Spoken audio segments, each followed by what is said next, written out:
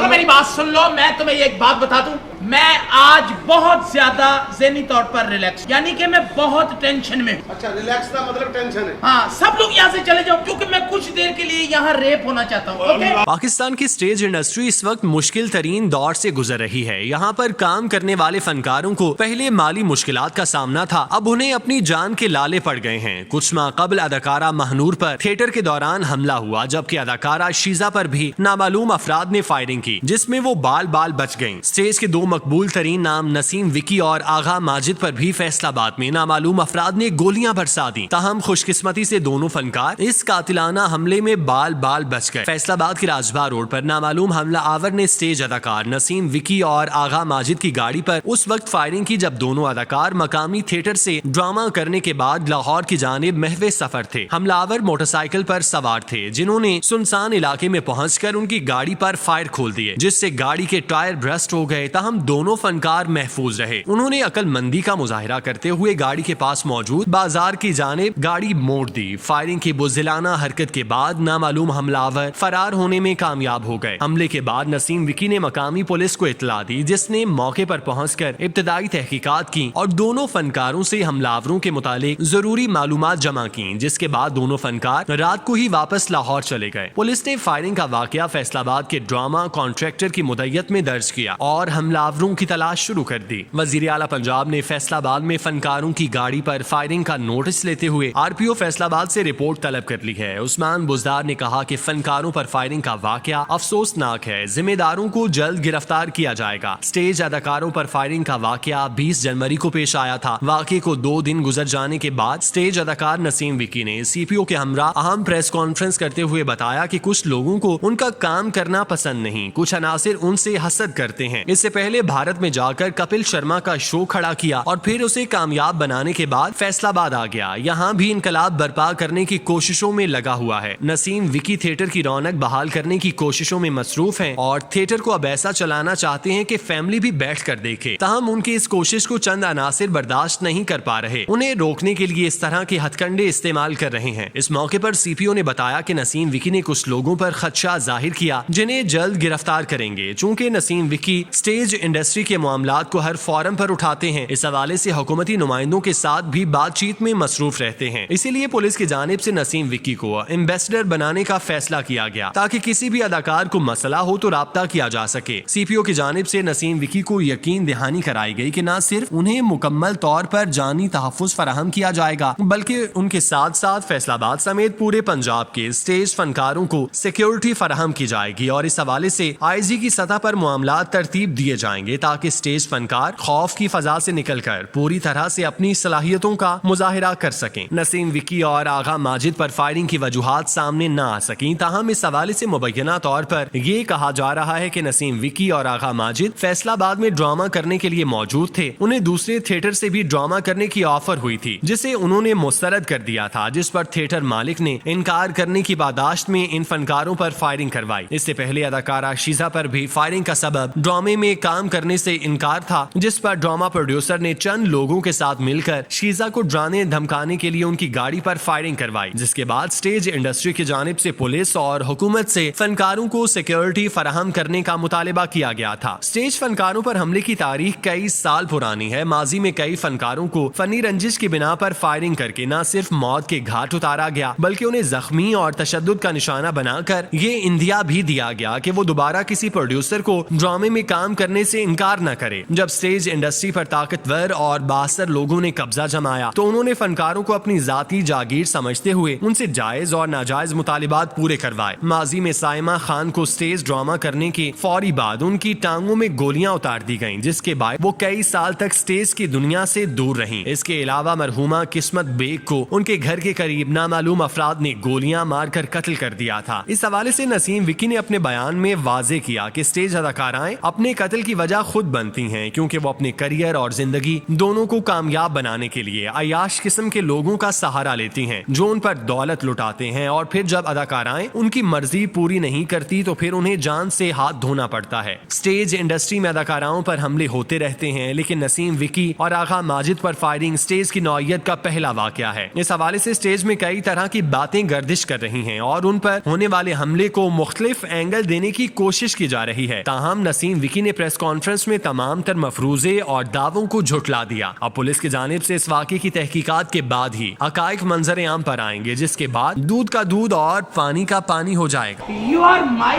wife, okay?